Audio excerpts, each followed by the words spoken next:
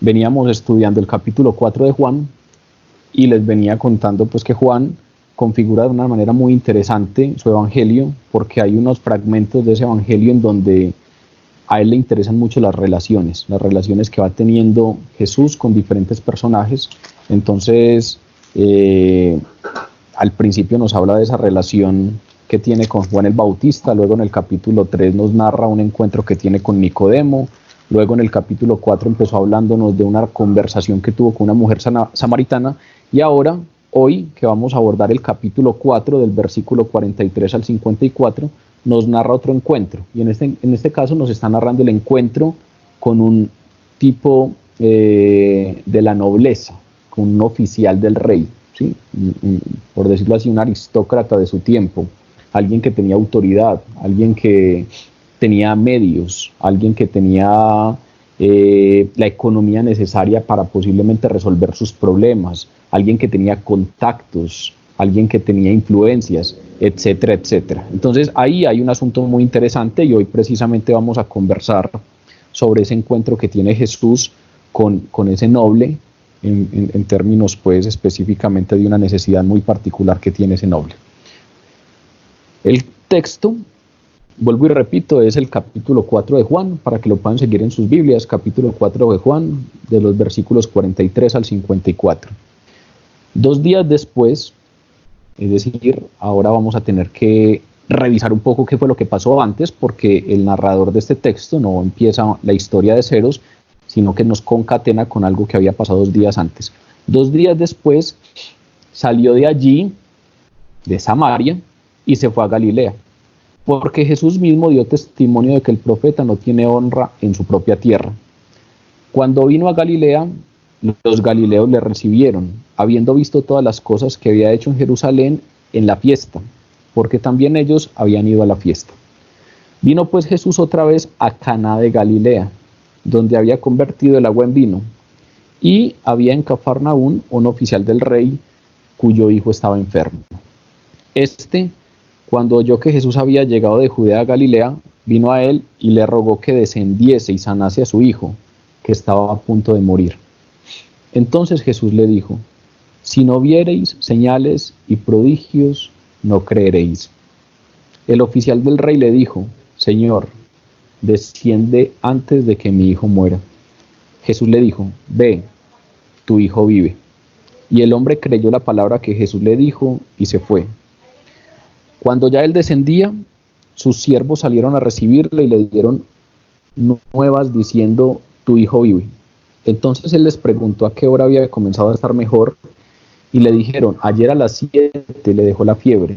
El padre entonces entendió que aquella hora era la hora en que Jesús le había dicho: tu hijo vive, y creyó él con toda su casa. Esta segunda señal hizo Jesús cuando fue de Judea a Galilea. Vean que es muy interesante que a Juan no le interesan tanto las señales, los milagros, particularmente, recuerden que ya lo habíamos hablado, Juan, a diferencia de los otros evangelistas, a diferencia de los evangelistas sinópticos, no incluye todos los milagros o los milagros pues más mencionados de Jesús, sino que solamente hace una pequeña selección de 8 milagros, y es sobre esos 8 milagros que nos habla Juan, solamente de esos 8 milagros. Hay otros, en el Evangelio de Juan queda claro que hay otros, pero él no hace mención explícita de ellos. Recuerden que hemos empezado pues en orden el Evangelio de Juan, y hasta ahora, hasta lo que hemos leído, ya este es el segundo milagro. Vamos en el capítulo 4 y apenas nos ha narrado 2 milagros. El primero precisamente es el de las bodas de Caná, y ahora hay otro segundo milagro en el mismo lugar, en las bodas, allí donde se hicieron las bodas, en Caná de Galilea. Jesús vuelve a ese lugar y allí es donde se encuentra con un personaje, un hombre noble, oficial del rey, y allí es donde pasa esto. Es decir, a Juan le interesa mucho más las relaciones que se generan y los efectos que genera Jesús en las personas, mucho más allá de los milagros. Porque recuerden que el Evangelio de Juan es sobre todas las cosas el Evangelio de la fe. Juan escribe, recuerden en el capítulo 20, el último capítulo del Evangelio, Juan nos dice cuál fue el propósito por el cual él escribió. Esto lo he repetido casi en todas las reuniones que hemos tenido, porque es fundamental que cuando venimos y nos acercamos al Evangelio de Juan, entendamos claramente cuál es el propósito con el cual él escribió. Y directamente, literalmente nos dice, escribo para que ustedes, los lectores, crean que Jesús es el Cristo, que Jesús es el Mesías esperado, el Hijo de Dios. Entonces lo primero es para que crean, y segundo es para que creyendo tengan vida en su nombre. Entonces a Juan le interesa fundamentalmente un asunto que para Juan es de vida o muerte. ¿Se cree o no se cree? Y creyendo, ¿se tiene vida o no se tiene vida?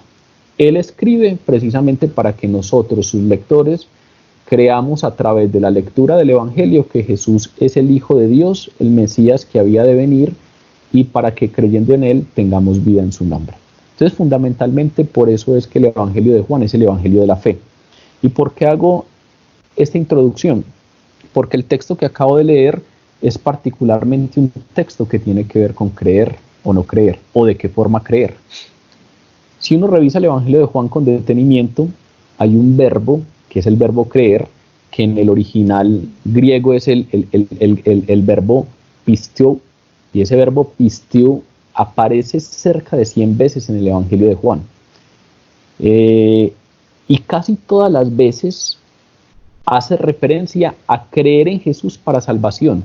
Por ejemplo, hoy nos vamos a dar cuenta que ese mismo verbo se utiliza de dos maneras. En algún momento el oficial del rey cree que su hijo ya sanó, y ahí no ha creído para salvación. Y en otro momento el texto dice, y creyó, y ahí nos habla de salvación. De estas más de 100 veces que en el Evangelio de Juan encontramos el verbo creer, el verbo pisteo, la gran mayoría de las veces es creer para la salvación, creer en Jesucristo para salvación. Entonces, fundamentalmente, el Evangelio de Juan es un evangelio que nos habla de esto, nos habla de la importancia de creer y de creer en Jesús para ser salvos. ¿Por qué?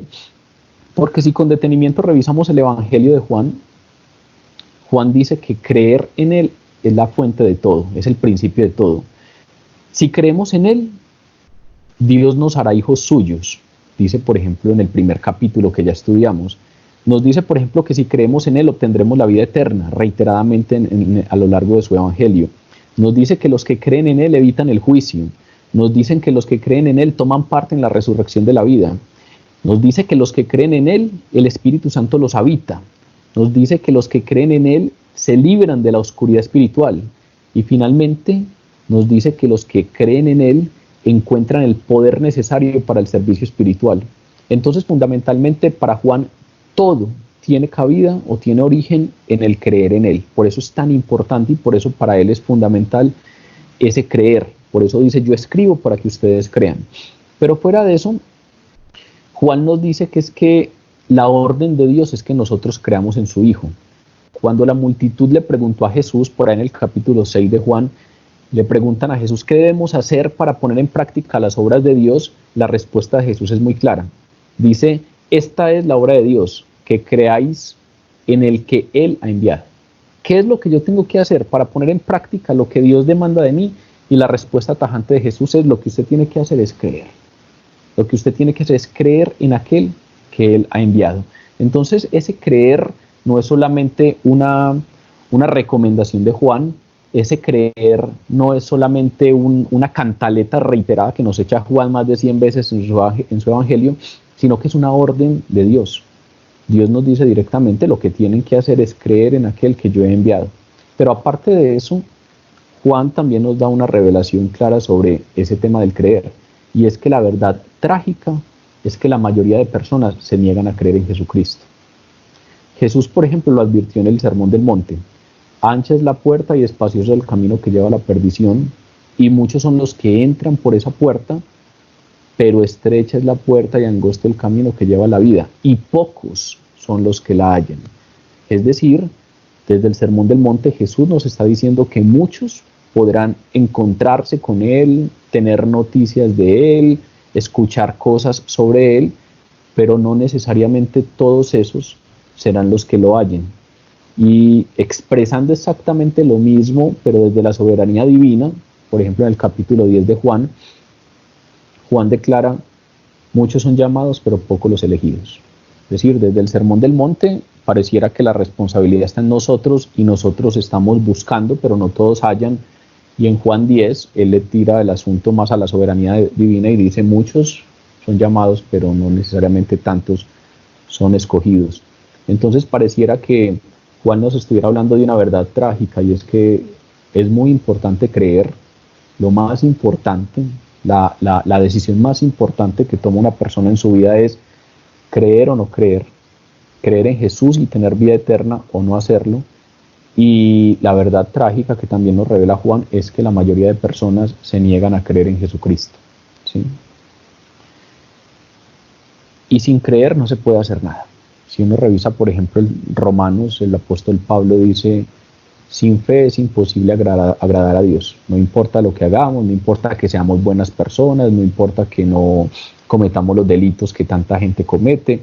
Sin fe es imposible agradar a Dios, porque es necesario que el que se acerca a Dios crea que le hay, crea que existe y que es galardonador de los que le buscan. Entonces el principio fundamental es creer. Pero aparte de eso, si uno revisa con detenimiento el Evangelio de Juan, Juan no solamente nos insta constantemente a creer, sino que también nos dice, cuidado, que es que la incredulidad es el pecado condenatorio. ¿Qué significa eso? Significa que los que se condenan por no creer. El pecado que sentencia finalmente a las personas al infierno es el no creer, es la incredulidad. Todos los otros pecados tienen perdón, porque todos los otros pecados puede la persona arrepentirse y creer en Cristo. Pero, como el mismo Juan dice en el capítulo que acabamos de terminar en Juan 3, el que no cree en Cristo ya ha sido condenado. El que no cree ya ha sido condenado porque no ha creído en el nombre del unigénito Hijo de Dios. Entonces Juan hace una aseveración muy clara con este tema de creer o no creer. No solamente creer es lo más importante, sino que no creer es precisamente el pecado que nos condena. El que no cree en Cristo ya ha sido condenado. Aparte de eso, también nos dice que cuando el Espíritu Santo venga, convencerá al mundo de pecado, de justicia y de juicio. Y Jesús mismo dice, convencerá al mundo de pecado por cuanto no creyeron en mí. Es decir, el pecado del mundo es no creyeron en mí. Porque para todos los otros pecados, Jesús nos da la solución. Para los otros pecados, la solución es venir y arrepentirnos y creer que Jesús pagó ese precio con su vida misma y ahora nos levanta justificados a la presencia del Padre. Pero aquel que no cree, aquel que no ha creído que Jesús es su Redentor y su Salvador, pues no tiene salida.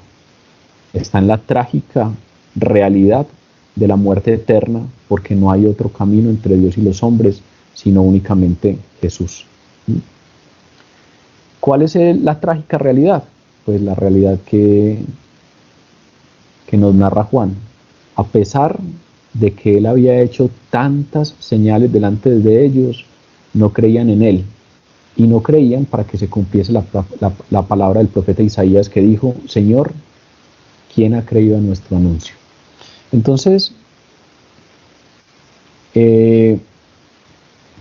hoy precisamente vamos a conversar un poco sobre un texto en donde ese asunto de la incredulidad es el eje central.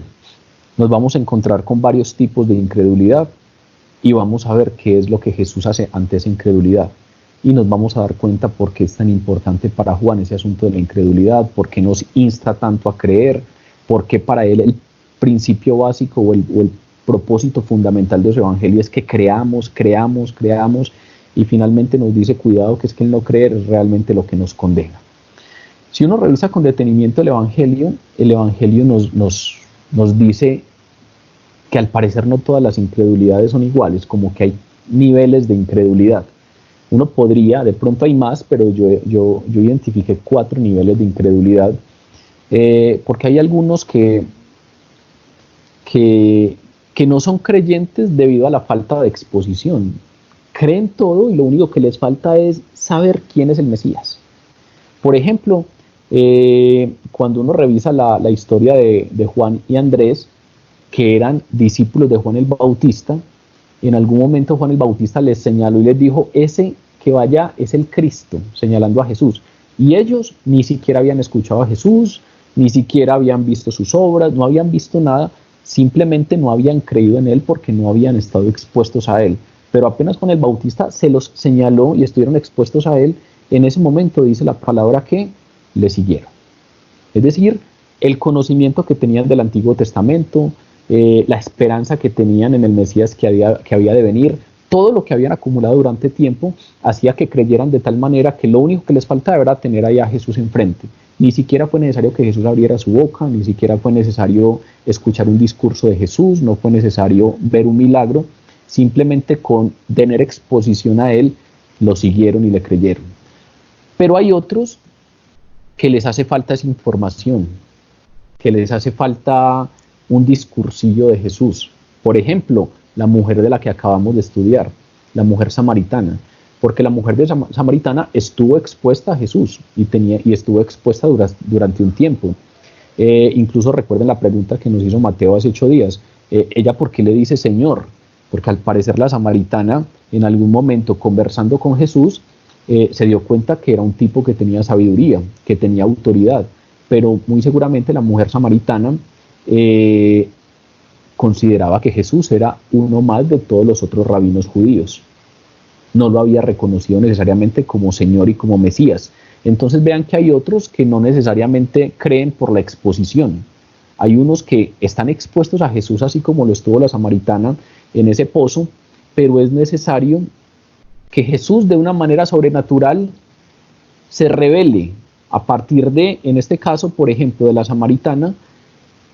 Jesús le mostró que tenía un conocimiento sobrenatural sobre su pecado y a partir de ese conocimiento sobrenatural, en el momento en que Jesús le dice, bien has dicho porque 5 esposos has tenido y con el que vives en este momento no es tu esposo, en ese momento ella se convenció de que tenía enfrente al Mesías y Jesús mismo se reveló diciéndole yo soy.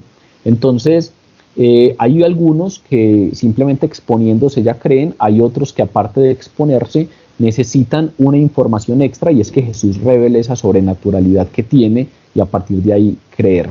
Y hay otros que no les basta con esa información, no les basta con exponerse a Jesús, no les basta con escuchar sus discursos, sus predicaciones, sino que necesitan evidencia. Había algunos que demandaban evidencia. Por ejemplo, el Evangelio está repleto de personas que necesitan ver las obras de Cristo. Y específicamente, por ejemplo, Juan nos dice que los milagros que él coloca en este Evangelio, los coloca porque esos milagros dan evidencia de que Jesús es el Mesías. Y muchos de ellos necesitaron evidencia. No solamente les bastaba con escuchar acerca de Jesús o escuchar a Jesús, exponerse a él, sino que necesitaban que Jesús hiciera ciertos milagros. Por ejemplo, muchos creyeron cuando él transformó el agua en vino. Y ahora se van a dar cuenta que algunos creen en este relato, por eso es importante entender esos niveles de incredulidad. En este relato estamos delante de un noble que le faltaba evidencia y a partir de una evidencia concreta, una obra milagrosa, él y toda su familia creyeron en Jesús. Y finalmente el Evangelio también nos muestra que hay otro tipo de incredulidad y son aquellos que deliberadamente han endurecido su corazón. ¿Quiénes son estos? Algunos que incluso han visto las obras de Dios, han visto las obras de Jesús, le han escuchado, se han expuesto a él y fuera de eso han visto claramente sus obras milagrosas y aún así no creen en él, ¿sí? Se niegan a creer en Jesús aún viendo las evidencias. Recuerden, por ejemplo, los fariseos que veían que Jesús expulsaba demonios y los demonios se le sometían y fuera de ver esa evidencia, en vez de creer, lo que decían era, echa fuera a los demonios por Belcebú, por el príncipe de los demonios, es decir, no tiene a Dios adentro, no es el Mesías, sino que por el contrario le buscaban salida a esas evidencias. Estos en el Evangelio nos lo relacionan mucho con las autoridades religiosas, los fariseos, los sumos sacerdotes en el Evangelio, por ejemplo, son personas que finalmente estuvieron expuestas a Jesús, escucharon sus discursos, conocieron evidencias de sus obras, pero se negaban tajantemente a creer en él. Obviamente no todos, ustedes saben que una de las autoridades judías era Nicodemo, que finalmente creyó en Jesús, pero sí es muy de aquellos que tienen su corazón puesto en una doctrina clara. Para los judíos que estaban en el máximo nivel de autoridad, es a los que les fue más duro creer, precisamente porque deliberadamente habían endurecido su corazón a este Mesías. Muy seguramente es a estos a los que les dio más difícil reconocer su pobreza espiritual, reconocer que eran ciegos, reconocer que eran esclavos y estaban oprimidos por el pecado. Y entonces ahí tenemos que obviamente entender otro nivel de incredulidad. Recuerdo, por ejemplo, una vez que escuché de un predicador que preparó un mensaje muy potente sobre la convicción de pecado. Es decir, él decía, todos tenemos que reconocer que somos pecadores. Ustedes no sé si han escuchado acerca de un predicador que un día se levantó a predicar en Estados Unidos, tenía un salón repleto y en algún momento de su predicación dijo, pecador, o te arrepientes en este momento o mueres. Y al instante cayó uno. Y volvió a repetir, pecador, o te arrepientes en este momento o mueres, y cayó otro.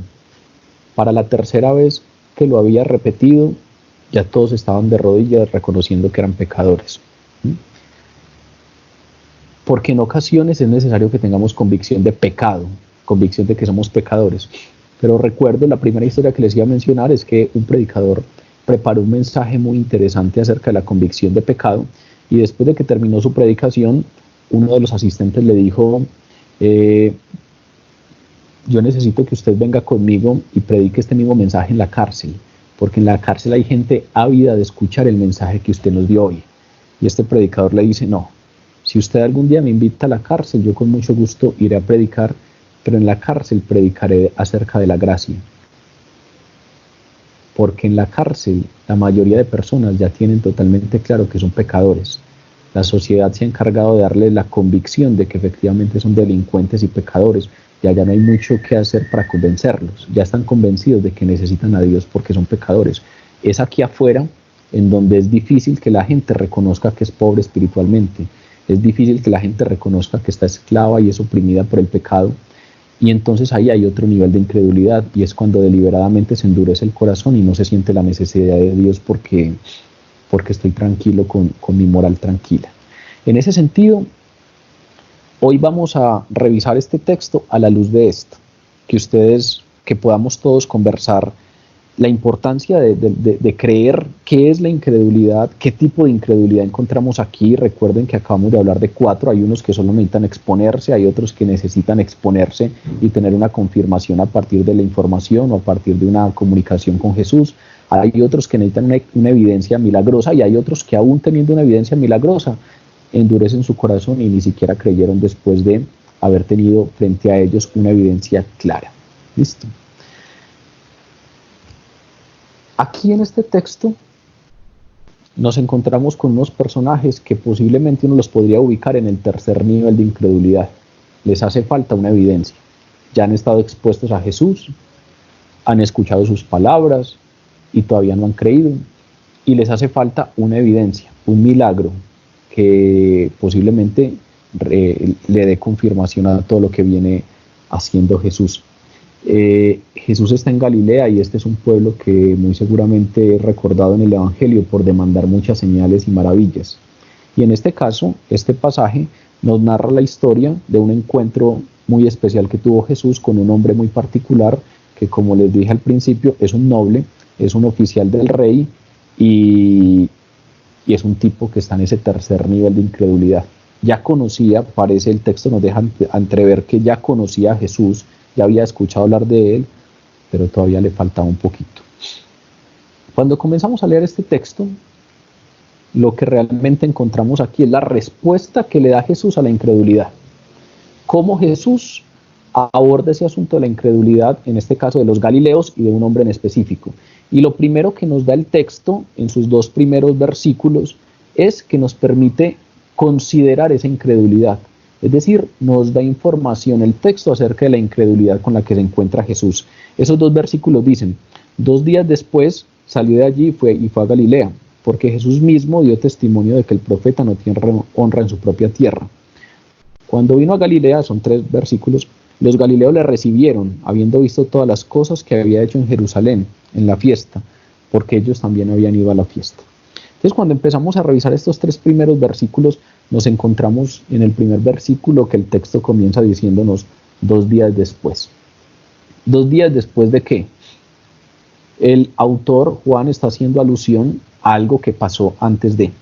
2 días antes lo que había pasado es que Jesús, por petición de los samaritanos, se había quedado con ellos. Recuerden que en el versículo 40 dice, entonces vinieron los samaritanos a él y le rogaron que se quedase con ellos.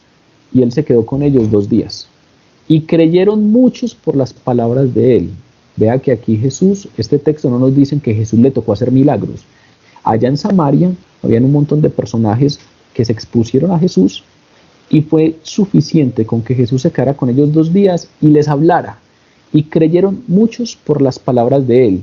Y ya le decían a la mujer samaritana, ya no creemos solamente por tu dicho, ya no creemos solamente por lo que tú nos has contado, porque nosotros mismos lo hemos oído y sabemos que verdaderamente este es el Salvador del mundo, el Cristo.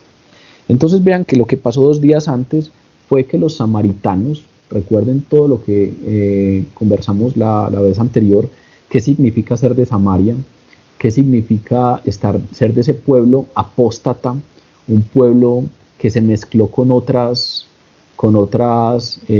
culturas, con gente de otros pueblos, que se casaron entre ellos, que por decirlo así contaminaron los cultos, que ya no adoraban en el templo de Jerusalén, sino que adoraban en el monte Gerizim. Todo lo que hablamos hace 8 días, esos personajes que eran tan despreciables por los judíos, recuerden que los judíos preferían dar una vuelta mucho más larga que pasar por Samaria porque se contaminarían.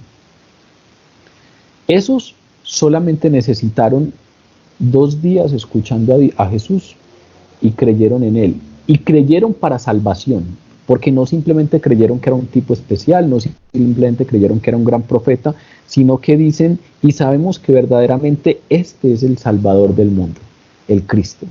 Después de eso, 2 días después, salió de allí. ¿De dónde? De Samaria, y se fue para Galilea. Recuerden que Jesús es el Galileo. Jesús nació en Belén de Judea, que queda al sur de Israel, pero muy rápidamente sus padres se trasladaron para Nazaret, que queda en el norte, en Galilea. Y entonces por eso es que Jesús le llaman el Nazareno, o por eso es que le dicen si será que de Galilea puede salir algo bueno, o de Nazaret puede salir algo bueno, pero realmente ustedes saben que Jesús no es de Nazaret, sino que Jesús es de Belén de Judea. Una confidencia que se la conté hace poquito a Laura: cuando yo era pequeño pasaba los 24 de diciembre en la casa de mis bisabuelos que quedaba en Belén San Bernardo, y en esa época yo me sentía el tipo más afortunado del mundo porque celebraba 24 en el lugar en donde había nacido Jesús, porque estábamos en Belén. Entonces cuando en las novenas hablaban de Belén, tipo santo de bebé. Y cuando yo salía aquí a mi casa y en la 80 veía pasar los buses de Belén, yo creía que eran los buses que lo llevaban a uno al lugar donde había nacido Jesús. Pero bueno, el tema es que Jesús no nace en Nazaret, que queda al norte. Jesús nace en Belén de Judea, pero rápidamente se va para Nazaret, y en Nazaret pasa su niñez y su adolescencia, muy seguramente. Entonces Jesús es el Galileo, ¿sí? Sale entonces de Samaria y se va para Galilea. Y el texto dice, utiliza un conector muy raro. Dice, salió de allí y se fue a Galilea, porque Jesús mismo dio testimonio de que el profeta no tiene honra en su propia tierra. Es decir, pareciera que el escritor nos quisiera decir la razón por la cual se fue a Galilea. Ese por qué es como dándonos la justificación de por qué viajó a Galilea, pero la justificación que nos da es que el profeta no tiene honra en su propia tierra, ¿sí? Hay 2 interpretaciones de ese porqué o de esa justificación que nos da Juan, y la primera es que Jesús se sigue queriendo alejar de la fama. Recuerden que el capítulo 4 comienza diciéndonos que cuando el Señor entendió que los fariseos habían oído decir que él bautizaba más que Juan, entonces salió de Judea y se fue a Galilea. Y recuerden que se fue a Galilea, pero le era necesario pasar por Samaria. ¿Listo? Entonces la intención de Jesús inicialmente al salir de Jerusalén, recuerden que la fama de Jesús empieza a crecer, incluso más adelante vamos a encontrarnos con un discurso muy popular de Jesús, y la gente había ido a escuchar ese discurso con la intención de hacerlo rey, y después de que escuchan ese discurso, la mayoría se van y dejan de seguirlo. Es un discurso muy impopular. Pero entonces él ya sabía que en Judea estaban pasando cosas complicadas para él. La mayoría de gente ya lo estaba poniendo en la esfera pública, muchos estaban siguiéndolo y la gente ya comentaba mucho acerca de él, y las autoridades judías se estaban dando cuenta que él bautizaba más que Juan. Y entonces, queriendo salir de ese peligro, se va a Galilea. Y resulta que le era necesario pasar por Samaria. Por eso pasa todo este tema de la mujer samaritana y él se termina quedando 2 días en Samaria. Pero finalmente sigue su camino después de que pasa con los samaritanos 2 días y se va para Galilea. Entonces, muy posiblemente ese porqué, o la primera interpretación que le dan algunos comentaristas, es que ese porqué es precisamente que él sale de Judea porque quiere salir de esa fama, quiere salir de ese bullicio y le interesa estar en un lugar en donde no necesariamente acudan a él tantas multitudes o no necesariamente esté en peligro como lo estaba con las autoridades judías. Y entonces por eso está el tema de que él consideraba que en Galilea lo iban a recibir sin tanto bombo, sin tantos honores, sin tanto reconocimiento, pues porque el profeta no tiene honra en su propia tierra. Él en Galilea no era más que el hijo de un carpintero. Allí lo habían visto crecer, allí habían visto su adolescencia, allí habían visto que muy probablemente era un tipo corriente y lo iban a relacionar con ello, y por lo tanto pareciera que se fuera para allá. Pero otros comentaristas hacen mucho énfasis en ese porque contrasta drásticamente la aceptación que Jesús recibió de los samaritanos con el rechazo general que le dan los judíos. Jesús viene principalmente a su pueblo, pero antes de ser bien recibido por su pueblo, los samaritanos le ruegan que se quede con ellos, lo escuchan atentamente y creen que Él es el Salvador del mundo por su palabra. En cambio, en Judea no ha sido bien recibido, y muy seguramente en Galilea no es bien recibido, ¿sí? Por lo tanto, es muy probable que a Jesús no le haya sorprendido el rechazo con el que lo reciben en su propia región, o falla a sabiendas de que lo recibirían con frialdad, especialmente pues cuando llegara a Nazaret. Los galileos lo reciben. El versículo 45 dice: cuando vino a Galilea, los galileos le recibieron. Y ese le recibieron, creería uno que es que lo recibieron como Mesías, o le recibieron creyendo que era el Mesías, y no es así. Lo reciben de una manera muy particular. Vean que el versículo 45 continúa diciendo: los galileos lo recibieron habiendo visto todas las cosas que él había hecho en Jerusalén en la fiesta, porque ellos habían ido a la fiesta. Con eso el escritor nos está diciendo que en Galilea fue recibido no como Mesías, sino como hacedor de milagros, como alguien que era capaz de hacer señales. En esa época muchos se habían levantado haciendo señales. No sé si recuerdan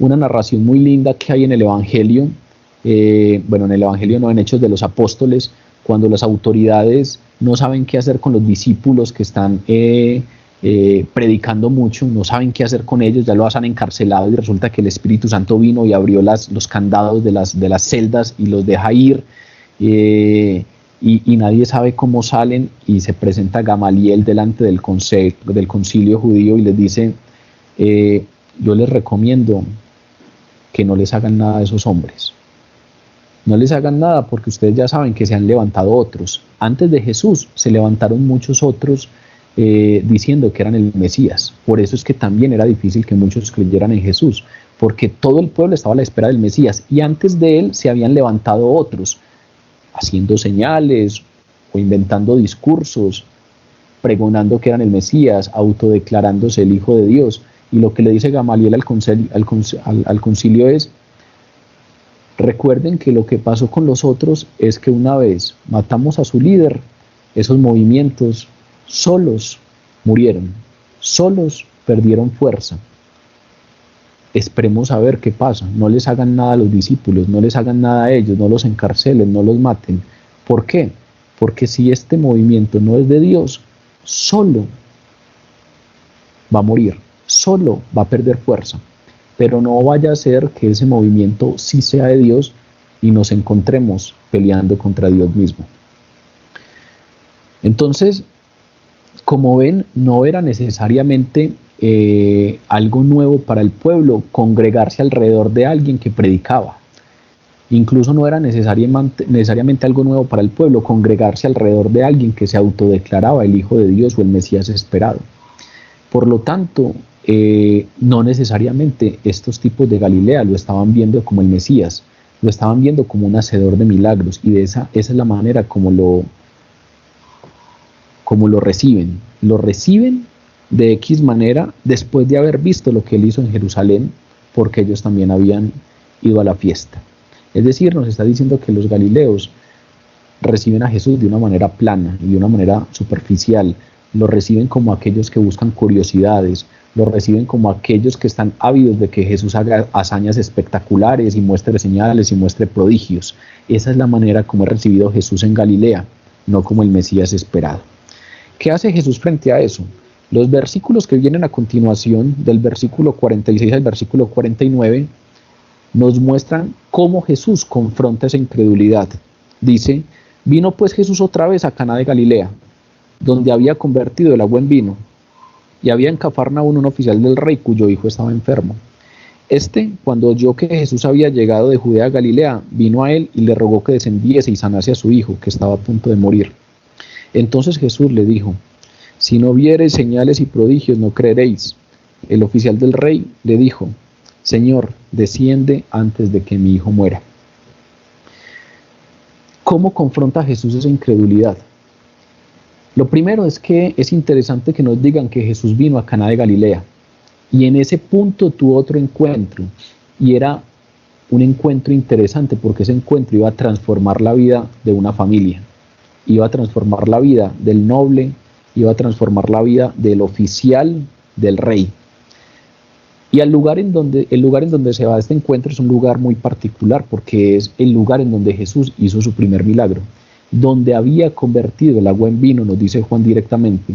Este era el lugar donde Jesús había hecho su primer milagro en las bodas de Caná, y aún así, en vez de mostrar la verdadera fe, es decir, Jesús había hecho obrado un hecho portentoso y milagroso en ese lugar, había demostrado un poder sobrenatural innegable. Todo el mundo tomó ese vino, incluso recuerden que el maestro de ceremonia fue y felicitó al dueño de la casa, al anfitrión, y le dijo: todos dejan el vino malo para el final. Ya cuando la gente está borracha, pues no son capaces de diferenciar entre un buen vino y otro mal vino. En cambio, tú has dejado el buen vino para el final, y todos reconocieron que había sido un milagro.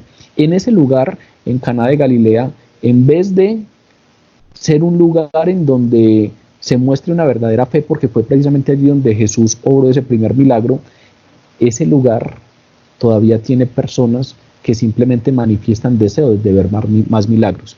Es decir, es un interés superficial, es el interés de la curiosidad, es el interés que busca emociones, es el interés que va y busca sentirse un poco bien.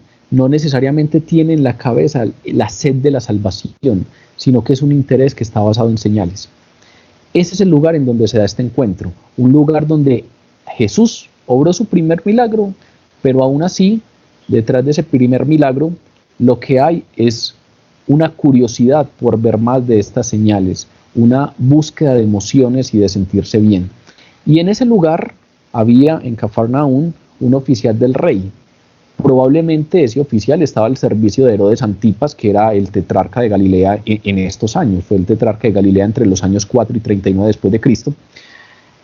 Y es un tipo entonces que es noble, es un tipo que tiene autoridad, como les dije al principio, es un tipo que tiene medios, que tiene contactos, que tiene dinero. Si en ese lugar habían buenos médicos, con toda seguridad este tipo tenía los medios necesarios para acceder a los mejores médicos. Si él necesitaba ayuda, con toda seguridad tenía acceso al rey para poder tener la ayuda necesaria. Pero muy probablemente después de poner en funcionamiento todos sus contactos y todo lo que tenía a la mano y todo el dinero que tenía, etcétera, muy probablemente nada de eso sirvió para la necesidad que él requería para darle salud a su hijo, y por lo tanto este hombre acudió a Jesús.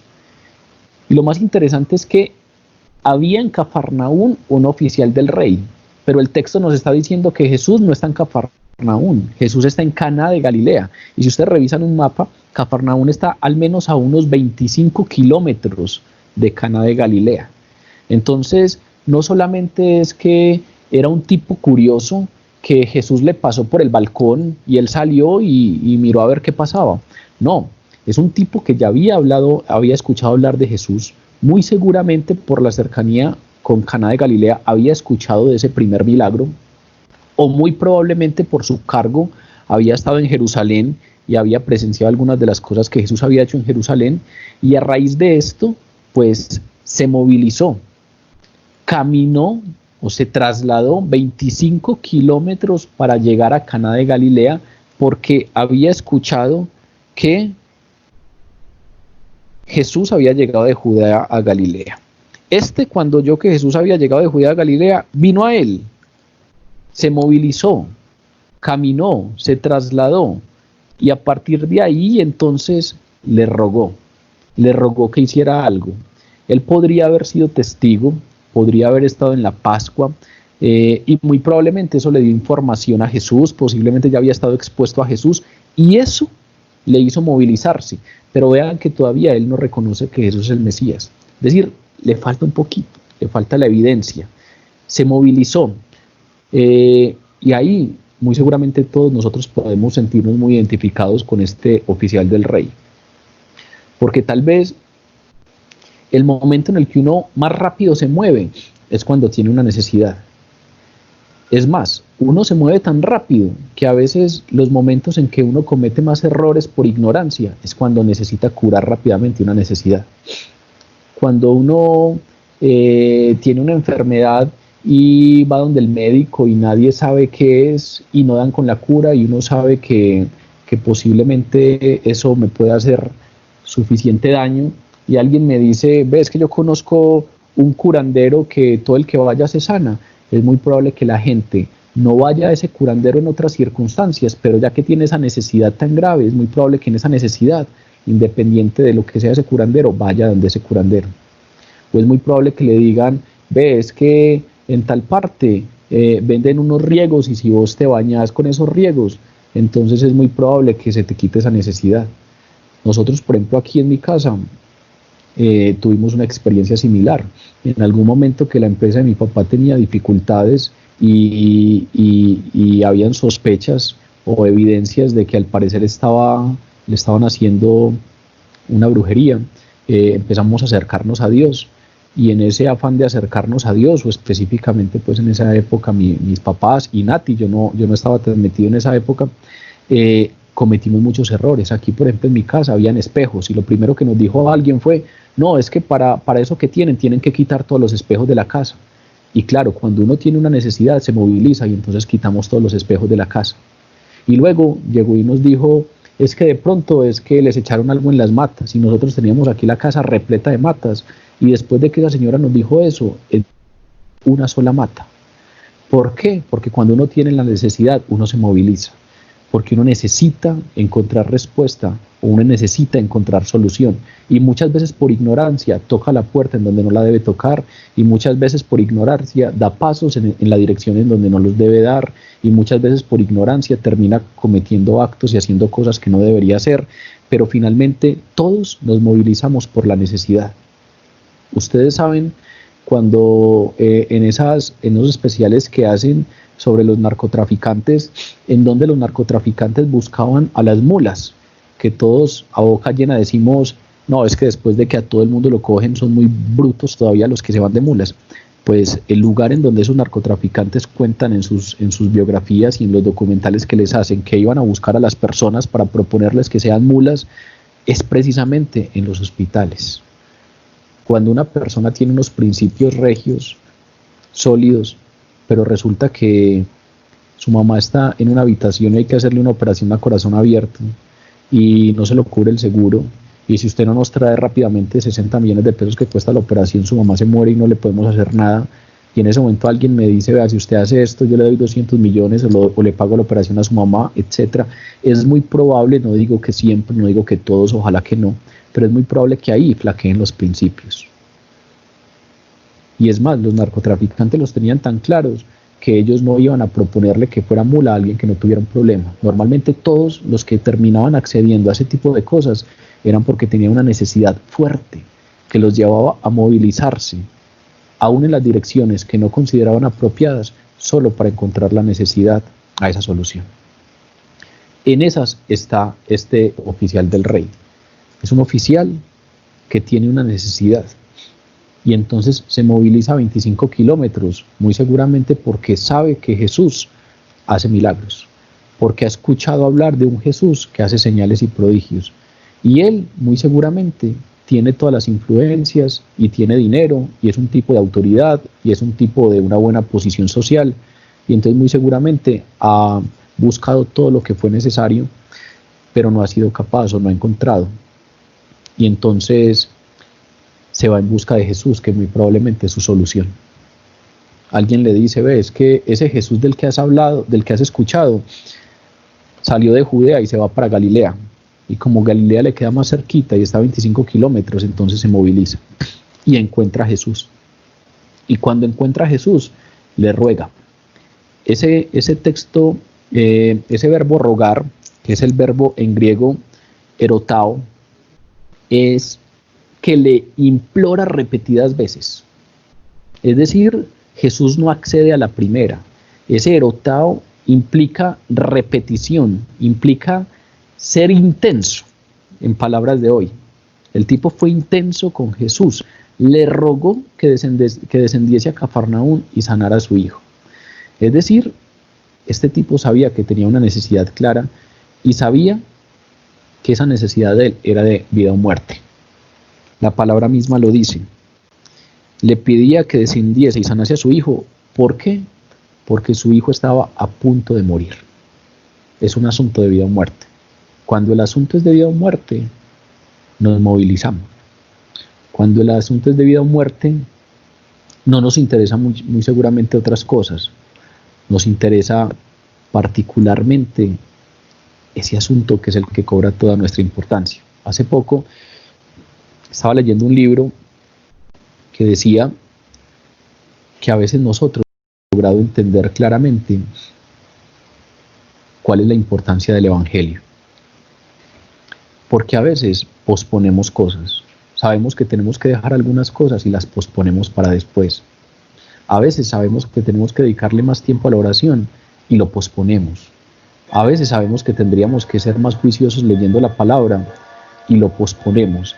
Y ese posponerlo, pues lo que termina diciéndonos es, al parecer no eres tan consciente de que el Evangelio es un asunto de vida o muerte. Y en este libro que me estaba leyendo hacían una analogía muy linda y era, si hay una persona que tiene un cáncer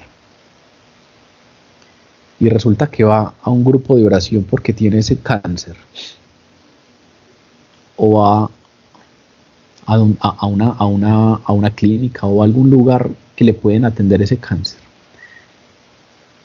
y a él le duele el cáncer y él está preocupado porque ya ve que ese cáncer está haciendo efectos en su cuerpo, y resulta que la persona que supuestamente le iba a ayudar a donde le dijeron que fuera, resulta que le empieza a decir, bueno, no, pero por ahora no te preocupes por el cáncer, ven y contame cómo está tu relación con tus hijos, o ven y contame cómo están los negocios, o ven y contame cuáles son las cosas que más te gustan a vos. Y es muy probable que este tipo se vaya desesperando y termine diciéndole, oh no señor, es que yo en este momento no quiero hablar de cuáles son mis hobbies, yo en este momento no necesito hablar sobre qué equipo de fútbol me gusta. Yo en este momento necesito saber qué se puede hacer con este cáncer. Es decir, cuando uno tiene algo que realmente le pica, cuando algo realmente le estorba, cuando uno sabe que hay realmente algo que le está haciendo mal, es muy probable que si uno sabe en dónde está la solución, vaya con decisión hacia esa solución y no se sienta satisfecho si me embolatan el problema, no se sienta satisfecho si me empiezan a hablar de cosas ajenas a ese problema. Yo quiero que vayan al grano y me digan exactamente qué tengo que hacer con este cáncer. Y resulta que a veces nosotros, al parecer, nos acercamos a Dios, pero todavía no somos totalmente conscientes de que tenemos un cáncer encima y que lo que hace Jesús con nosotros es precisamente darnos la cura contra ese cáncer. Y entonces se paran delante de nosotros y nos hablan acerca de las añadiduras y nosotros nos engolosinamos con las añadiduras. Nos hablan acerca de un montón de cosas que tienen que ver con la iglesia y un montón de cosas que tienen que ver con la vida, que son muy interesantes, pero que tienen que estar después de que el cáncer se haya quitado. En este caso, este oficial del rey es como si tuviera claro cuál es el cáncer de su vida, y es que tiene un hijo que está a puertas de la muerte. Y entonces si tiene que repetir, repite, y si tiene que rogar, ruega. Y en este caso es un miembro de la corte de Herodes, es decir, se traga su orgullo, y un miembro de la corte de Herodes le está suplicando al hijo de un carpintero que le ayude. Le está rogando al hijo de un carpintero que le ayude. No pierdan de vista el versículo 45, el versículo 44, perdón. El profeta no tiene honra en su tierra. Es decir, todo esto está pasando en un lugar donde no necesariamente Jesús tiene honra, sino que es el hijo de un carpintero el que está enfrente de él. Alejo, Que es de la corte de Herodes, le está suplicando. Aleja, ¿quién habló? ¿Mateo? Marcela tiene una Aleja tiene una pregunta. Marcela tiene una pregunta. Adelante, Aleja, puedes interrumpir. Bueno, yo tengo una pregunta. Pues bueno, yo muy juiciosa tomando nota de todo el tema de la incredulidad, ¿cierto? Pero a mí siempre hay algo que me llama mucho la atención con el tema de los milagros, porque estabas hablando que Juan presenta en este evangelio varios milagros, pero con este en específico hablabas de creer, ¿cierto? De la invitación de Juan para que podamos creer y el tema de los milagros. Pero ¿qué pasa cuando yo creo y el milagro no se da? Porque yo busco una definición de milagro y dice que es algo sobrenatural, que no tiene pues como una explicación científica, sino que se atribuye pues como a Dios o a un asunto no científico. Pero ¿qué pasa si yo creo y ese milagro que pido o que estoy rogando por él no se da? ¿Significa que me falta creer más, rogar más, o Dios hace milagros a quien quiere y cuando quiere? A mí siempre me genera, vea, yo tengo una amiga que se le murió la mamá. Justo ayer estaba cumpliendo 5 años en que se murió. Y nosotros siempre hemos pensado que todos en ese tiempo que ella se enfermó, hicimos cadena de oración, orábamos, y el Señor, pues, no la sanó como nosotros queríamos, sino que se murió, y para nosotros fue una pérdida muy grande. Entonces uno dice, bueno, ¿qué pasa cuando yo creo, pero el milagro no se da? Ya. Bueno, Alejandro, precisamente ese tema es muy interesante porque permite darle mayor realce a la dirección en que Juan entiende los milagros. Juan entiende los milagros al revés. Juan entiende que Jesús hace milagros para convencer a la gente de que Él es el Mesías y la gente creyendo en Él tenga vida, ¿sí? Para Juan no es tan importante la sanidad. Para Juan no es tan importante, por ejemplo, que el hijo de este señor se sane. Es más, Jesús pudo haberlo dejado morir y después resucitarlo. Con Lázaro pasó así. Vean que este señor o este papá tiene mucho afán. Tienes que ir rápido, es urgente porque se va a morir. Y Jesús lo sabe. Y por ejemplo con Lázaro, pues Jesús simplemente dejó que muriera y después lo resucitó. O pues habrá casos en donde Jesús dejará que alguien muera y el milagro está hecho. Es decir, con esto con esta dirección en que en que Juan toma los milagros, Juan es como si nos estuviera diciendo: vea, señores, el milagro más grande que puede hacer Jesús en la vida de alguien, el más grande de todos, y tienen que entender la magnitud de ese milagro, es que usted, que es un pecador, entre en la presencia de Dios. Eso es un milagro. ¿Por qué? Recuerden, los que comenzaron desde el principio del curso, recuerden la primera clase que estábamos hablando de que la pregunta en el contexto de la escritura de este Evangelio de Juan, la pregunta fuerte en esa cultura tan helenizada era cómo Dios, cómo la causa no causada puede tener relación con la naturaleza material que es corrompida y que es pecaminosa. Eso es imposible. Pues lo que hace Jesús es eso. Lo que hace Jesús es venir y darnos entrada, y por eso Juan comienza diciendo: la causa no causada, en el principio era el Verbo, y el Verbo era Dios, y el Verbo era con Dios, y el Verbo se hizo carne y habitó entre nosotros. Entonces, para Juan, el milagro más grande que puede haber en la vida de una persona es que crean, y que creyendo tenga vida eterna. ¿Por qué? Porque eso le da una eternidad al lado del Padre, al lado de Dios, ¿sí? Entonces hay milagros que pueden hacer que la gente crea. Por ejemplo, el milagro que vamos a ver hoy, o que ya vamos a llegar a él, hizo que toda una familia creyese. Aleja está hablando del sentido contrario. Está hablando de, si tú tuvieras fe, le podrías decir a estas montañas: muévete, y las montañas se moverían. Si tuvieras fe tan pequeña como el de un grano de mostaza. En ese sentido, no sé si sea un tema para abordar hoy, porque tiene varias aristas. La primera es la soberanía divina. Y la soberanía divina habla al respecto de que en ocasiones todos queremos algo, pero finalmente la voluntad de Dios es otra, y no necesariamente nuestras oraciones le tuercen el brazo a Dios. El sábado que estábamos conversando, hablo pues de una conversación específica que tuve con Aleja y con otros amigos. Nos estábamos preguntando que cuál era el versículo bíblico o el texto bíblico que más nos gustaba, y Aleja particularmente, pues si Aleja me da permiso pues de contárselos a todos. Aleja, ¿puedo contar cuál es tu texto preferido o uno de ellos? Sí, señor. Aleja particularmente estaba diciendo que le gustaba el Salmo 37, y el Salmo 37 tiene un verso, creo que es el verso 4, que dice: trata al Señor con ternura, y Él cumplirá los deseos más profundos de tu corazón. O hay otras versiones que dicen: deleítate en el Señor, y Él cumplirá los deseos de tu corazón.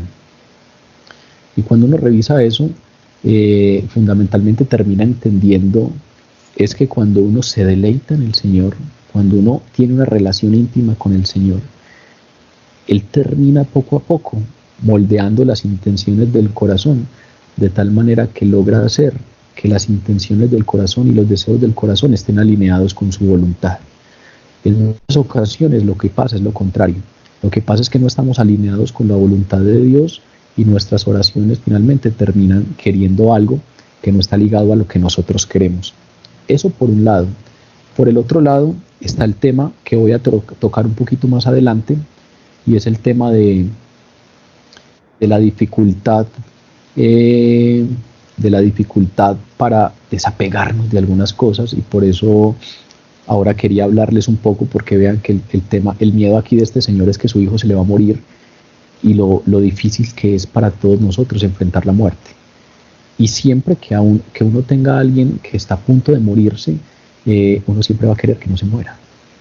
No quiere decir que si yo tengo una muy buena relación con Dios voy a querer que se muera. Siempre vamos a querer que no se muera. Y eso es un tema muy, muy interesante, porque precisamente lo que gana Jesús para nosotros es la vida eterna. Y hay muchos santos que pareciera que desean morirse. Recuerden esa Santa Teresa diciendo: tan alta vida espero que muero porque no muero. Es decir, no veo la hora de morirme rápido para estar con mi Señor. Pero si nosotros lo vemos desde este punto, eso es muy jodido. ¿Por qué? Pues porque pues porque morir significa alejarse de la familia, morir significa, significa entre otras cosas desapegarme, dejar a todas las cosas que conozco, significa irme a un lugar con el que tengo ciertas esperanzas, pero hay algunas cosas desconocidas. Entonces ahí hay muchas cosas, Aleja, que tienen que ver pues con ese tema, y es que es muy normal que en una situación como la que mencionaste, todos quisiéramos que esa persona no muriera y finalmente se hace la voluntad de Dios. Y todos lo hemos vivido, y todos lo hemos vivido incluso con ministros. Yo, por ejemplo, quiero mucho a una persona que me ha enseñado mucho acerca de Dios y que ora mucho por las personas, y la mayoría de milagros que yo he visto en mi vida los he visto a Dios haciéndolos a través de esa persona. Y en algún momento tuvo un enfermo de cáncer en su familia y oraron mucho por él y la persona murió. Y no fue falta de fe, y no fue que esa persona tuviera un pecado escondido, y no fue nada de eso. Es que finalmente nos alineamos con la voluntad de Dios, oramos para que la gente sane, pero finalmente se hace la voluntad de Dios. Y tercero, no quiero ahondar mucho en esto, pero si quieren más adelante lo podemos revisar. No lo estoy afirmando, pero hay algunos teólogos que han estudiado algo que se le denomina el don de milagros.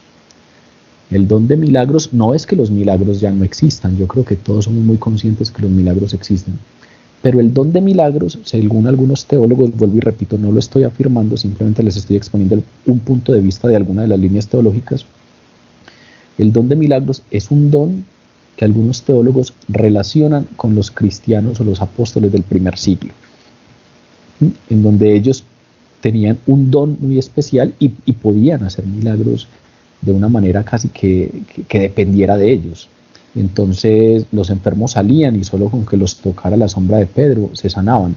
Y bueno, todo esto que les estoy mencionando viene de un texto de Pablo en Corintios que dice: y los milagros cesarán y las lenguas cesarán, pero finalmente lo más importante, que es el amor, no cesará.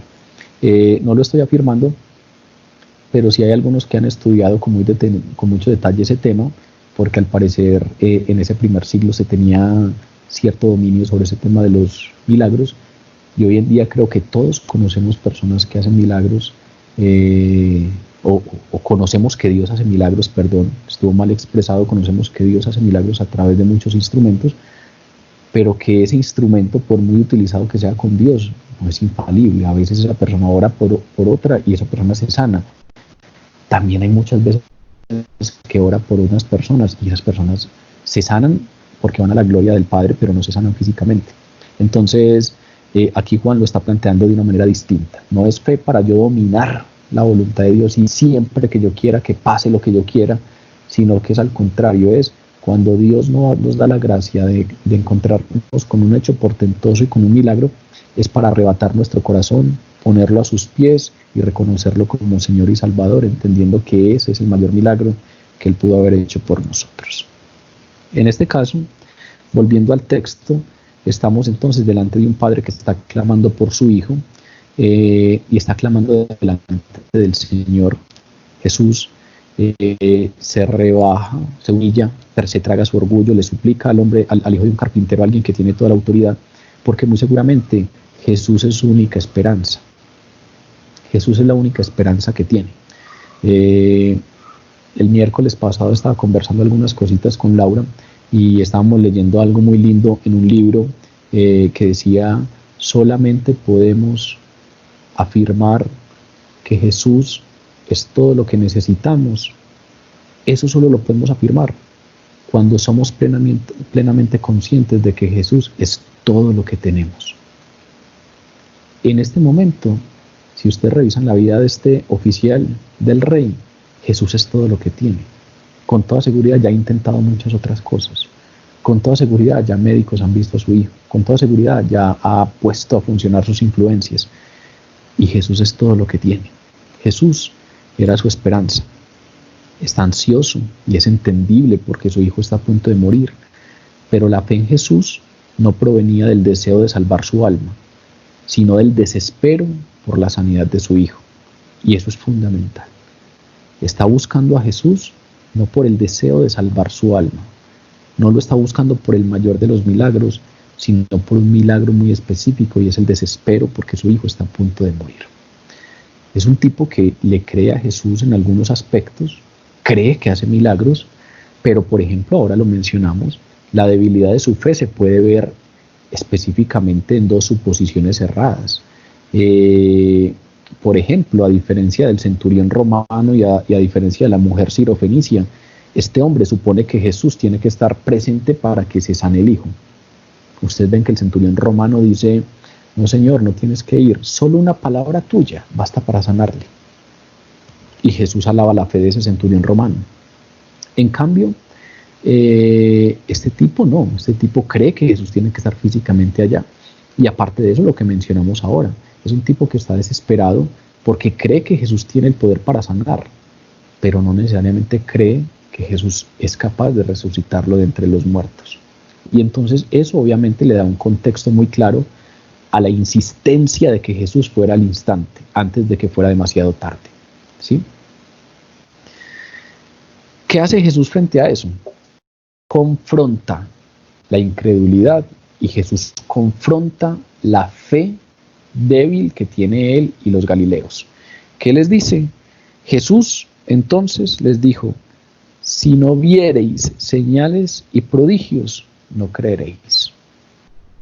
Es decir, lo que hace Jesús es enfrentar esa fe imperfecta, esa fe temerosa, esa fe débil que tiene el oficial del rey, y además la incredulidad que tienen todos los galileos en general por la forma en que le recibieron.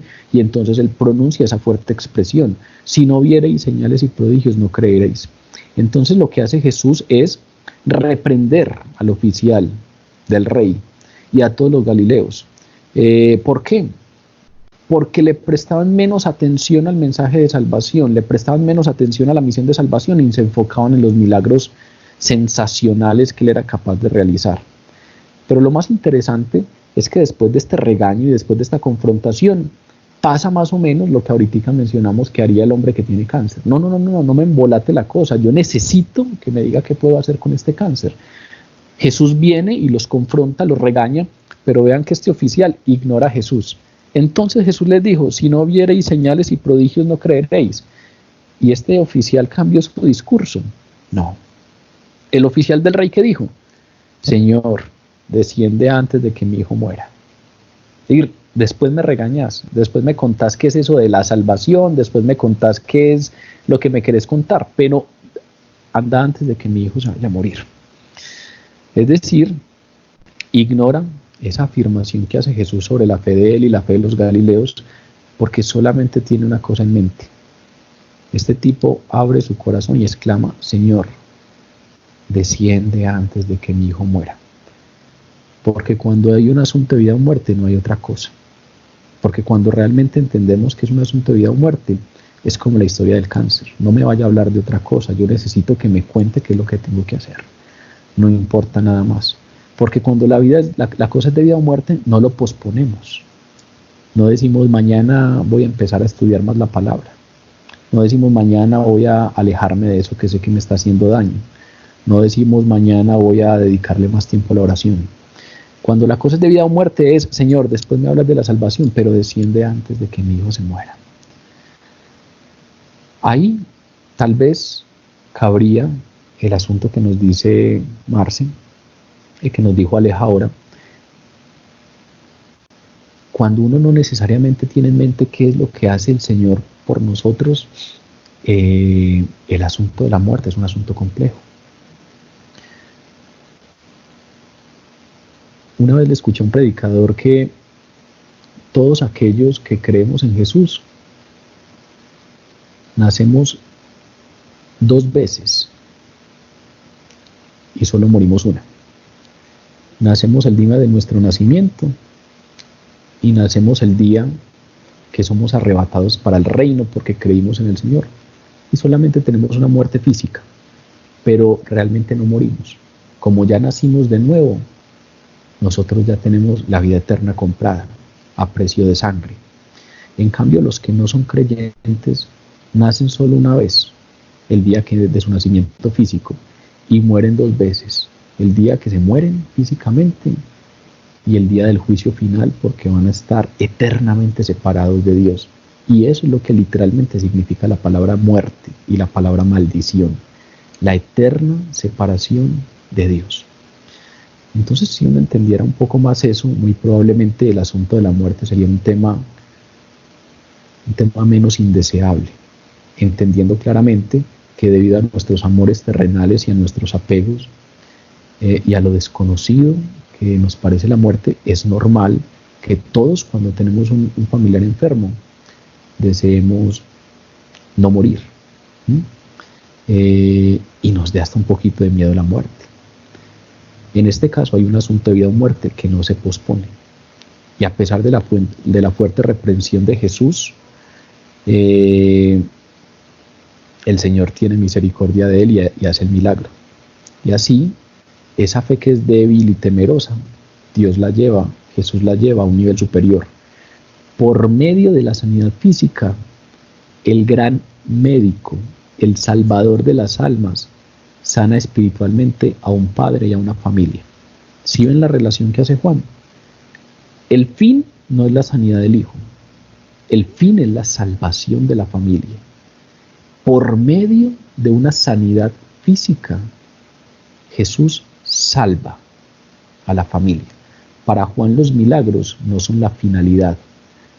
Para Juan los milagros son solo unas señales que nos deberían mostrar una evidencia de quién es el Señor, para que vayamos delante de Él y nos postremos para tener vida eterna, arrepintiéndonos de nuestros pecados. Finalmente, para terminar, Jesús conquista esa incredulidad. No solamente nos permite verla y no solamente la confronta, sino que Él la conquista. Los versículos del 50 al 54 nos muestran esa conquista de Jesús. Jesús le dijo: ve, tu hijo vive. Y el hombre creyó la palabra que Jesús le dijo y se fue. Y cuando ya él descendía, sus siervos salieron a recibirle y le dieron nuevas diciendo: tu hijo vive. Entonces él les preguntó a qué hora había comenzado a estar mejor. Y le dijeron: ayer a las 7 le dejó la fiebre. El padre entonces entendió que aquella era la hora en que Jesús había dicho: tu hijo vive, y creyó él y toda su casa. ¿Qué fue lo que hizo Jesús? Ve, tu hijo vive. No hizo lo que el oficial del rey esperaba que Jesús hiciera. Jesús no descendió a Cafarnaún. Jesús no fue hasta donde el tipo esperaba que fuera.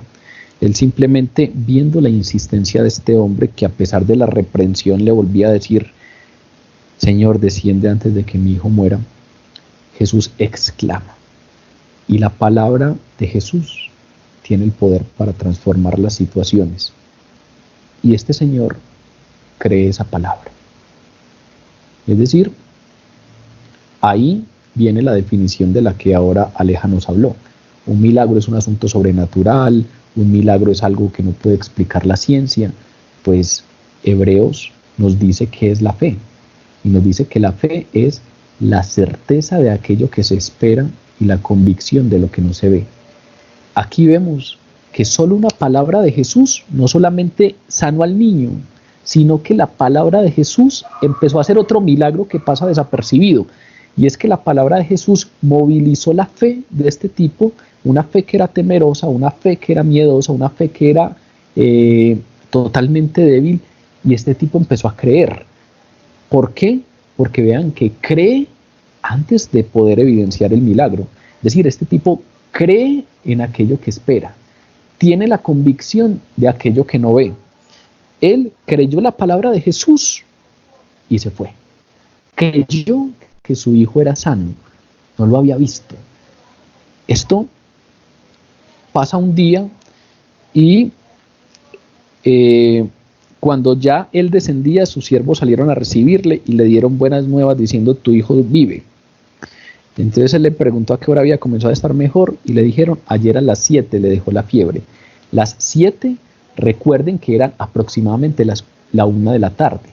Es decir, Jesús pronuncia una palabra de sanidad más o menos a la 1 de la tarde, y con la distancia que hay de Cafarnaún a Caná de Galilea, muy probablemente este tipo llega al otro día, y no muy probablemente, sino que los siervos que le dijeron, ayer a las 7 le dejó la fiebre. Es decir, él ni siquiera había llegado a su casa, sino que cuando él se estaba ya acercando, cuando ya descendía, los siervos salieron de la casa a recibirle, es decir, salieron a cortar camino. ¿Por qué? Porque tenían una buena noticia y le dijeron, tu hijo vive.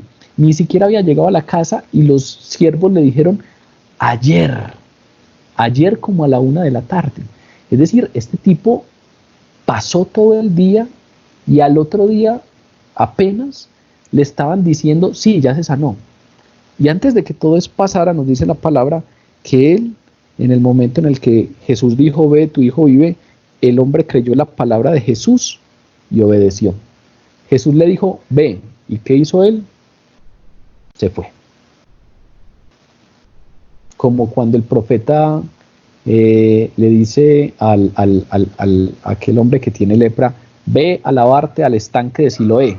¿Y qué hizo aquel hombre leproso? Fue y se lavó. Es decir, cuando Dios pronuncia una palabra, interpela una respuesta que es obediencia.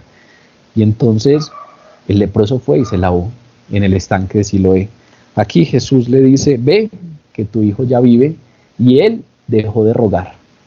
Él paró la insistidera. Él dejó la intensidad. Él lo que hizo fue irse porque creyó en la palabra. Entonces, en este caso hay una exclamación y el creer en esa palabra movilizó algo en él e hizo que efectivamente algo pasara dentro de él, y esa fe milagrosa, esa fe primero un poquito temerosa y débil, termina fortaleciéndose porque hay una evidencia. Ya ustedes saben cuál es el tercer nivel de incredulidad. El tercer nivel de incredulidad es de aquellos que se exponen a Jesús, pero eso no basta. Jesús les habla, pero eso no basta. Pero cuando hay una evidencia, entonces creen. Él creyó la palabra y creyó que se había hecho el milagro, y entonces se fue. Y en ese mismo instante se sanó el joven. ¿Sí? ¿Qué hicieron las palabras de Jesús? Vuelvo y repito. No se queden solo en el milagro, que es muy importante, claro. Un niño o un joven que se iba a morir, ya no se va a morir. Pero realmente lo que hicieron estas palabras de Jesús, el milagro más importante fue que lograron trasladar a un hombre del tercer nivel de incredulidad, que es aquel que necesita milagros, a un hombre que cree la palabra de Cristo. Un tipo que no había creído todavía, logró creer la palabra de Cristo porque vio una evidencia. Entonces, esa evidencia realmente lo que hace es un milagro mucho mayor, y es que llevó a un tipo que estaba en cierto nivel de incredulidad a creerle a Jesús. Tomó en serio las palabras de Jesús y se fue para su casa sin pruebas tangibles de la sanidad de su hijo. Si ustedes revisan más o menos la distancia que hay entre Caná de Galilea y Cafarnaún, y cuando los siervos le dicen ayer a las 7 le dejó la fiebre, es muy probable que no sea necesario tanto tiempo para uno ir de Cafarnaún, de Caná de Galilea a Cafarnaún, ¿sí? Es muy probable que él hubiese llegado a las cercanías de Cafarnaún después de medianoche. Y eso quiere decir que no fue necesario, que él no salió de inmediato. Es decir, si a la 1 de la tarde hubiera salido para Cafarnaún, muy probablemente hubiera llegado ese mismo día. No habría, los siervos no hubieran tenido que decirle ayer, sino que le hubieran dicho ahora, a la 1 de la tarde, se puso mejor. Cuando uno revisa esas distancias, pareciera ser que este tipo no necesariamente salió de inmediato corriendo. Y entonces eso es todavía más lindo, porque no, lo que nos dice, lo que nos está diciendo esa posibilidad, que no es una afirmación, sino la exposición de una posibilidad, es que muy probablemente un tipo que estaba terriblemente ansioso por la sanidad de su hijo, creyó a tal punto la palabra de Jesús, que se le bajó esa ansiedad y logró estar tranquilo. y se quedó un rato más escuchando lo que Jesús tenía para decir delante de toda esta gente. Y luego se fue. Es solo una posibilidad, pero es muy interesante lo que logra hacer la palabra de Jesús. De una persona que está desesperada, clamando. Recuerden que el verbo rogar es repetir y repetir insistentemente una solicitud. En este caso ya el tipo puede estar tranquilo. La palabra le produjo tranquilidad y tuvo la certeza de aquello que esperaba y tuvo convicción de aquello que no se ve. ¿Sí? ¿Qué pasa entonces cuando lo reciben los siervos? Pues que él se dio cuenta que la hora exacta en la que sus siervos identifican la sanación del joven, el momento en el que le empieza a bajar la fiebre o dejar la fiebre, es el momento exacto en que Jesús había dicho, tu hijo vive. Y a partir de ese momento, creyó él y toda su casa. Fue salvo él y toda su casa. Recuerden aquel carcelero que se iba a suicidar porque se abrieron las puertas de las celdas cuando están los discípulos encarcelados y le dicen los discípulos, no hagas tal cosa. Y él viene delante de ellos y les dice, ¿qué tengo que hacer para ser salvo? Y ellos le dicen, cree en el Señor Jesús y serás salvo tú y toda tu casa. Exactamente lo mismo pasa acá. Fue salvo él y toda la casa. Para terminar, Juan concluye que esta es la segunda señal que Jesús hizo cuando fue de Judea a Galilea. Es decir, Juan no nos cuenta la otra, porque recuerden que la primera señal la hizo en Caná de Galilea. Y aquí nos está diciendo, esta es la segunda que hizo cuando ya salió de Judea y se fue a Galilea. Es decir, para Juan no es tan importante narrar todos los milagros. Él narra algunos. Este acto de sanidad es la segunda de 8 señales que Juan registra como prueba de que Jesús es el Mesías. Y eso es lo que más le interesa a Juan. Juan escribe su evangelio para que creamos y para que creyendo tengamos vida eterna.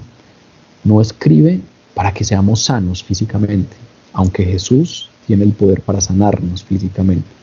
No escribe Juan para que nuestras finanzas sean restauradas, aunque Jesús tiene el poder para restaurar nuestras finanzas. Juan escribe para que creamos que Jesús es el Mesías, esperado el Señor, y para que creyendo tengamos vida en su nombre. Es decir, Juan acaba de mostrarnos una obra milagrosa de Jesús, que para Juan esa obra lo que es una asombrosa verificación del poder de Jesús, que es capaz de llevar a un oficial del rey de la incredulidad, que solo busca señales, a una fe salvadora genuina. Para concluir, este texto nos ha hablado un poco acerca de una recepción que le hacen a Jesús en Caná de Galilea. Lo reciben como una curiosidad, como aquel que hace milagros. La primera pregunta que tenemos para nosotros es, ¿cómo estamos nosotros entendiendo a Jesús? ¿Cómo estamos recibiendo a Jesús? Lo estamos recibiendo porque detrás de Él podemos tener esos milagros, que claro que Él nos los puede hacer, pero recuerden lo que nos dice Pablo. Busca primeramente el reino de Dios y su justicia. ¿O cómo lo estamos entendiendo? ¿Cómo ha recibido Jesús en nuestras vidas? ¿Como un hacedor de milagros? ¿O como el Mesías esperado que es capaz de llevarnos de las tinieblas del pecado a la luz de la gracia, de las tinieblas de una eternidad de separación de Dios, al mayor milagro que es poder entrar al trono de gracia y favor y pasar una eternidad al lado del Señor? Lo segundo es, estamos entendiendo esto como un asunto de vida o muerte. Cuando Jesús reprende al oficial del rey, dada la urgencia, le termina diciendo, ve que tu hijo vive. Pero esa reprensión es como si Jesús le dijera, estás preocupado por la sanidad de tu hijo, ¿Y qué pasa si hoy tú mueres? ¿Y qué pasa si hoy él se muere? ¿Tienes claridad de qué está pasando con la sanidad de su alma? Si él hoy no se sanara, sino que se muriera, ¿tienes claridad dónde va a pasar la eternidad? Porque esa es la pregunta más importante.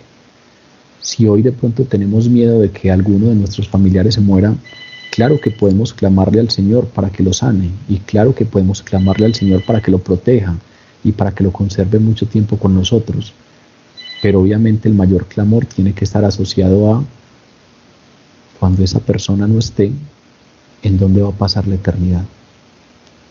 ¿Va a pasar la eternidad al lado del Señor?